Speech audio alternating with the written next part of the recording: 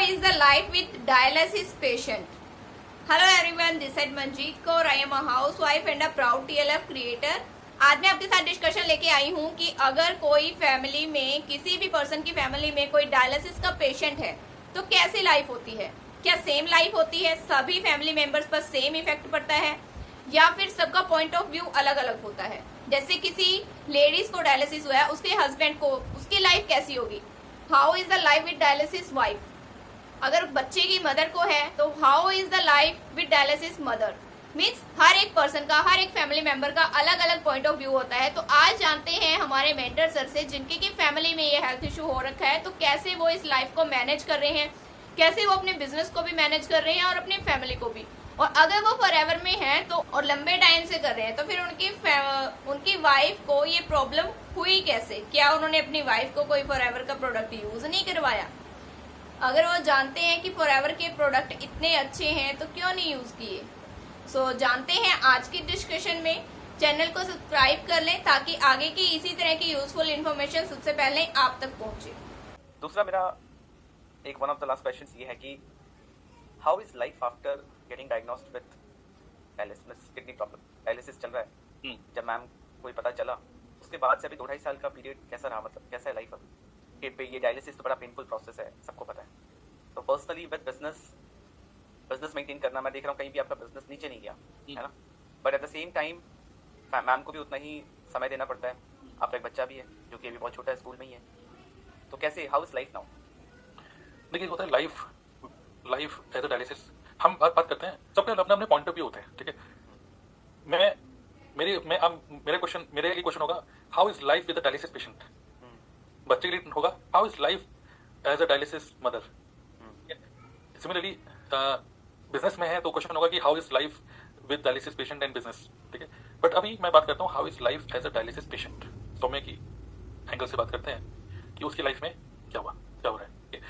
तो थोड़ा सा एक वीडियो प्ले करता हूँ, ठीक है, जो कि अभी रिसेंटली था। तो जस्ट आपकी जानकारी के लिए, तो जैसे सौम्य का ये हाथ है। और डायलिसिस क्या होता है पहले मैं थोड़ा सा शेयर करता हूँ आपके साथ। तो डायलिसिस में क्या होता है कि एक फिस्टुला बना होता है हाथ में, और फिस्टुला से 2 नीडल, मोटी नीडल होती है, काफी मोटी, ठीक है। तो 2 नीडल लगती हैं, एक नीडल से खून बाहर निकलता है, ठीक है, एक नीडल से खून बाहर निकलता है और एक मशीन के अंदर जाता है, और दूसरी नीडल मशीन के अंदर जाके वहाँ पे फिल्टर होता है। जो काम किडनी का होता है वो काम मशीन करती है, और वहाँ से फिल्टर होकर फिर वही ब्लड वापस बॉडी के अंदर जाता है, और ये बहुत तेजी से होता है। तो उसकी वजह से बहुत सारे कॉम्प्लिकेशन भी हो जाते हैं। तो जैसे कि इस तरीके से डायलिसिस हो रहा होता है, और ये एक मशीन है जिस मशीन के थ्रू मतलब सारा बीपी शुगर सब चीज़ें चेक हो रही होती हैं, और ब्लड प्यूरीफाई हो रहा होता है, फिल्टर होता है, और फाइनली वापस फिल्टर्ड ब्लड जा रहा होता है। हालांकि देखिए मैं सब चीज़ें दिखा रहा हूँ, लेकिन I am not a doctor. तो अगर आप कोई फर्स्ट टाइम इसको देख रहे हो तो बस मेक श्योर कि जस्ट मैं आपको इन्फॉर्मेशन दे रहा हूँ, बट इसका मतलब कोई भी मैं आपको एडवाइस नहीं दे रहा हूँ, ठीक है। तो मेक श्योर अंडरस्टैंड दिस। सो जब जैसे सौम्य को पता चला, जैसे ब्लड की वॉमिटिंग हुई, सिम्टम कुछ भी नहीं थे, ठीक, बिल्कुल कोई सिम्टम नहीं थे, और बिल्कुल नॉर्मल लाइफ चल रही थी, सब कुछ खा पी रहे थे, सब कुछ बढ़िया। लेकिन जैसे वो वॉमिटिंग हुई और जैसे डायग्नोस हुआ कि ये प्रॉब्लम है, तो सबसे पहला माइंड में एक ही चीज़ आई, चाहे कुछ भी हो डायलिसिस नहीं कराना है, ठीक है। क्योंकि डायलिसिस जैसे गए वो एक जंजाल है जिसमें फिर वापस नहीं आ पाता आदमी, मशीन पे डिपेंडेंट अगर आप हो गए तो हम मशीन पे डिपेंडेंसी, सौम्य भी चाहती थी, मैं भी चाहता था, क्योंकि इसकी सौम्य की मम्मी को 12 साल डायलिसिस हुआ, और कई बार तो PSRI साकेत में, PSRI हॉस्पिटल है, वहीं पर उनका डायलिसिस होता था, और कई बार तो मैं भी लेके गया हूँ, रात भर मैं भी रुका हूँ वहाँ पे, और मैंने देखा है कि क्या उनकी हालत रहती थी। तो चलो ठीक है, एक तो ये था, लेकिन फिर करे क्या। अब इसके लिए आज के टाइम में किसी को फीवर भी होता है ना, वो भी गूगल पे सर्च करने लग जाते हैं कि मेरे को इतना फीवर है, फीवर के साथ सर में इस साइड दर्द हो रहा है, तो कौन सी बीमारी हो गई मुझे fever with headache, what is this. Similarly हमने भी थोड़ा सा देखा कि यार blood vomiting with what is creatinine 11, what are the solution, ऐसे करके हमने थोड़ा सा सर्च करा, और हमें कुछ आयुर्वेदिक डॉक्टर मिले, क्योंकि हम डायलिसिस पे तो जाना नहीं चाहते थे। तो हमें एक डॉक्टर, गुड़गांव में एक डॉक्टर है, तो कुछ जैसे कहते हैं ना कि काफ़ी सारी टेस्टिमनीज कि क्रिएटिनिन था 10, अब है 3, ऐसे वीडियोस देखे, और वो फिर ऐसे बहुत सारी टेस्टिमनीज देखी हमने। इसका क्रिएटिनिन तो 20 था, 20 से अब 11 हो चुका है, डायलिसिस से छुटकारा पाया इस बंदे ने, ठीक है। इस तरह की कई सारी वीडियोस हमने देखी यूट्यूब पे। अब उसमें भी देखिए आपकी हालत ऐसी होती है कि हर चीज़ से विश्वास करने लग जाते हो कि भाई कोई भी सॉल्यूशन मिल जाए, है ना। तो उस टाइम सेंस ऑफ होप होता है कि हाँ एक होप, राइट। तो उस टाइम पे फिर हमने भी उस डॉक्टर जो थे उनको अप्रोच करा, और नीचे क्योंकि फ्लैश इस नंबर पे कॉल करिए, तो हमने कॉल भी किया। तो उनका जो मतलब था क्लिनिक था, वो था दिल्ली में, मतलब सॉरी गुड़गांव में।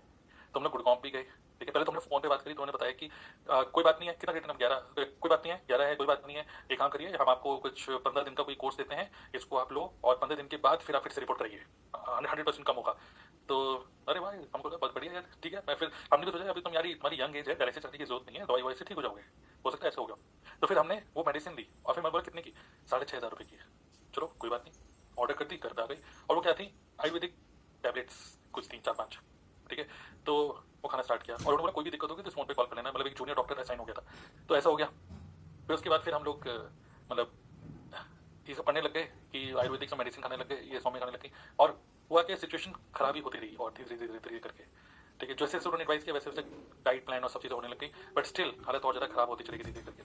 तो फाइनली फिर क्या हुआ कि फिर और भी 3 4 और अलग अलग डॉक्टर्स, आपको पता है कि बहुत सारे और भी डॉक्टर्स हैं, हिम्स भी है, और चंडीगढ़ में वहाँ पे पानी में बैठ के करा लो, सब चीज़ें ट्राई करी। घर में वो टब मंगाया, फिर दूसरे है उन्होंने, फिर दूसरे डॉक्टर ने इंटरनेट पे उन्होंने बोला कि ये जो पार्ट टब थेरेपी उससे कुछ नहीं होता, आप अपने घर पे स्टीमर मंगाओ। तो हमने एक बड़ा से टेंट वाला स्टीमर भी मंगाया घर पे, जिससे स्टीम पे आप अंदर बैठोगे, आपको पसीना आएगा, पसीना आएगा तो फॉस्फोरस पोटेशियम निकलेगा, और जितना पसीना निकलेगा आपका स्किन जो है वही डायलिसिस मशीन है, उसी से सब आपके पीपी जो हो रहा है वो निकलेगा और डायलिसिस की जरूरत नहीं होगी। तो वो भी हमने करके देखा। मतलब मैं बोलना चाहता हूँ लगभग 1.5 से 2 लाख रुपए हमने खर्च करे कि डायलिसिस के लिए ना जाए, लेकिन सिचुएशन इतनी खराब हो गई कि 2-3 महीने के अंदर हमें डायलिसिस पे जाना ही पड़ा। तो डायलिसिस, और ये मैं तो तब भी बोला था कि सुनिए देख लो। और फिर एक और चीज़, ये तो एक हो गया कि ये चक्कर हो गया ये आयुर्वेदिक, और दूसरा चक्कर उपाय है, ठीक है। जो परिवार वाले भी हाँ, पीछे पड़ जाते हैं। ये मंदिर, ये एक मंदिर है दिल्ली का, ये बहुत ही प्रसिद्ध मंदिर। और जो भी हमारे दोस्त लोग हैं रिलीजियस, जैसे कोई क्रिश्चियन है तो वो कहते हैं कि क्रिश्चियनिटी हालेलुया, कोई जो मुस्लिम दोस्त हैं वो कुछ और कह रहे, बोल सब कुछ ठीक रहे। जैसे मुस्लिम दोस्त कह रहे हैं कि कबूतरों को खाना खिलाइए, ठीक है। और कोई कह रहा है कि अलग अलग उपाय हैं, मैं क्या आपको बताऊँ, आप सब लोगों को पता ही है। ऐसे ऐसे अजीब और गरीब उपाय है जो कि मैं तो इन सब चीज़ों पर बिल्कुल भी विश्वास नहीं करता हूँ। मेरी वाइफ भी ऐसे नहीं करती हैं, बट कुछ हैं जैसे बड़े लोग होते हैं घर में, अब उनकी बात मना नहीं कर पा रही इसलिए करना पड़ रहा है। तो वो सब करके भी देखा, क्योंकि डायलिसिस के लिए नहीं जाना था, लेकिन सारे उपाय नहीं चल पाए, ठीक है। तो प्रूफ हो गया कि सब नीचे से नहीं चलते हैं, ठीक है। तो फाइनली डायलिसिस के लिए जाना ही पड़ा। बहुत हालत ऐसी खराब हो गई थी कि सौम्य, ये होता है ना पेशेंट ही कहता है बस अब बस हो गया भाई, अब हॉस्पिटल लेके चलो वरना एम्बुलेंस से लेके जाना पड़ेगा, ऐसी सिचुएशन उस पेशेंट को पता होती है। तो सौम्य ने बोला कि अब होता क्या कि आप जिस चीज़ से डर रहे थे ना डायलिसिस, वही चीज़ अब आपको लगता है कि मुझे अब यही चाहिए, अब कुछ और मैं झेल नहीं पा रही। फिर आपको जब बहुत सर में दर्द होता है ना और आपको बोला नहीं यार दवाई मत खाओ, इससे साइड इफेक्ट होगा, कोई भी साइड इफेक्ट हो सकता है ठीक करो बस, वो सिचुएशन। तो वो सिचुएशन में उसने बोला कि मुझे डायलिसिस करा दो यार, मैं ऐसे नहीं हो पा रहा अब। तो फिर हम गए मैक्स हॉस्पिटल शालीमार बाग दिल्ली, और वहाँ पे फिर हमने जो सीनियर डॉक्टर है उनसे हम मिले, तो सब कुछ बताया कि ऐसे ऐसे ऐसे है। अब वो सब डॉक्टर को पता होता है, ये सब लोग सब चीज़ें ट्राई करके आए होते हैं, जिसको वो बोलते हैं ऑल्टरनेट मेडिसिन। तो ऑल्टरनेट मेडिसिन सब ट्राई करी, सब क्रिएटिनिन उस टाइम पे हो चुका था आई थिंक 15 या 16, जो कि था पहले 10-11, बढ़ ही गया उल्टा और सिचुएशन खराब ही हो गई थी। तो डॉक्टर कहना था कि अगर आपकी मर्जी है, और अगर आप इसको नहीं कराओगे तो आप कोमा भी जा सकते हो, कुछ भी हो सकता है, क्योंकि पूरी बॉडी में इम्प्योर ब्लड घूम रहा है। तो फाइनली फिर डायलिसिस के लिए डायलिसिस कराया, पहला डायलिसिस। और जब डायलिसिस कराया तो यहाँ पे गले से एक नीड को डालते हैं, क्या बोलते हैं, कुछ एक वर्ड यूज होता है, नीडल होता है वो कुछ और बोलते हैं, जिसमें दो जैसे ये और इसमें 2 ऐसे करके निकले होते हैं, मतलब कि इन एंड आउट, जैसे कि ब्लड एक से निकलेगा एक से जाएगा। तो पिस्टुला नहीं बोलते, पिस्टुला तो हाथ में लगता है, इसको कुछ और बोलते हैं, ठीक है। तो खैर जो भी उसके गले में डाला, तो हमको पहले फिर जैसे डॉक्टर ने बोला यार गले में कैसे डालेंगे, ठीक है। बट वही सुन करके डाला तो बड़ा घबराहट हो रही थी सौम्या को भी, मैं भी पूरी रात भर वहीं पर। फिर आईसीयू, उसका मतलब एक स्पेशल यूनिट होता है, वहाँ पे डायलिसिस हुआ। एक होता है नॉर्मल डायलिसिस के रूम होता है वहाँ पर, तो वहाँ पे नहीं हुआ, पहला डायलिसिस वहाँ पे हुआ। तो वहाँ पे डायलिसिस उसका फर्स्ट टाइम कराया, तो भयंकर सर में दर्द और जो भी सब हुआ। तो लेकिन खैर पूरी रात भर आईसीयू में थी। उसके बाद फिर नेक्स्ट डे फिर उसको शिफ्ट किया नॉर्मल वार्ड में, and then finally yes catheter ऐसे कुछ बोलते हैं यस। तो फिर बस 3-4 दिन हॉस्पिटल में, मतलब 2-3 डायलिसिस उसके हॉस्पिटल में हुए। उसके बाद उसको डिस्चार्ज मिला, तब से वो लगातार डायलिसिस, पहले था हफ्ते में 2 बार, अब हफ्ते में 3 बार हो रहा है। तो लाइफ कैसी है एज अ डायलिसिस पेशेंट। तो अभी क्या होता है कि ऑब्वियसली जब वो नीडल लगती है सब होती है तो पेनफुल तो होता ही है, बट उसके साथ साथ चलो नीडल लग गई, 4 घंटे का डायलिसिस होता है, वो तो चलो हो गया, उस टाइम पे झेल लो।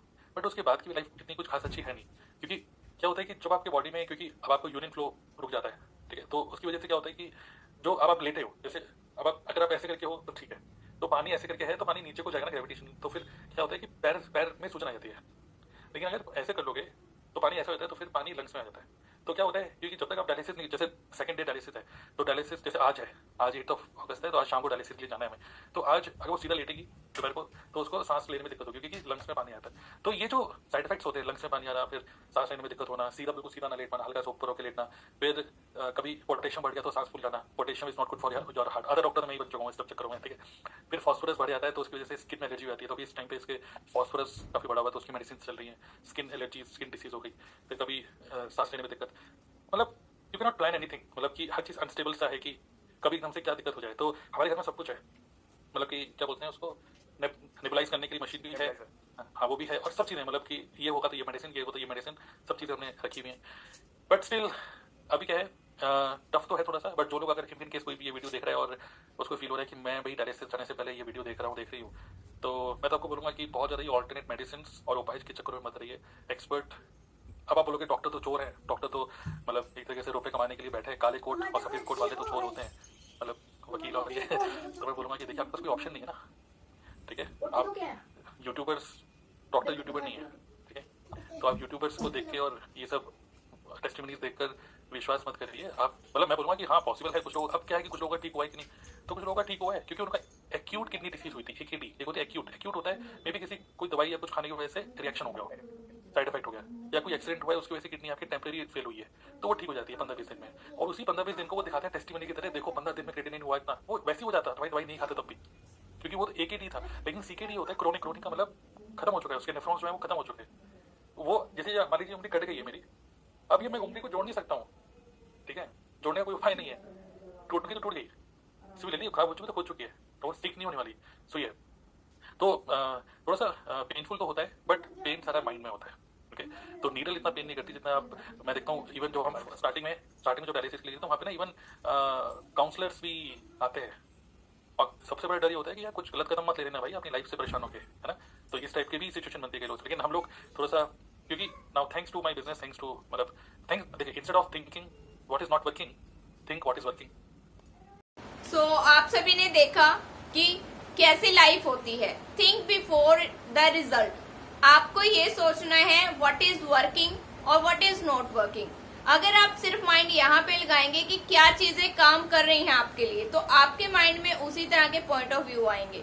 अगर आप नेगेटिविटी की सोचते हो कि क्या चीज काम नहीं कर रही है, तो आपके माइंड में उसी तरह के पॉइंट ऑफ व्यू आएंगे। सो आई होप कि आज के सेशन से आपको एक क्लैरिटी जरूर मिली होगी कि भले ही कैसी ही प्रॉब्लम आ जाए, उस प्रॉब्लम को हम किस तरीके से मैनेज करके सकते हैं, किस तरीके से अपनी लाइफ के साथ, अपने बिजनेस के साथ बैलेंस करके चल सकते हैं।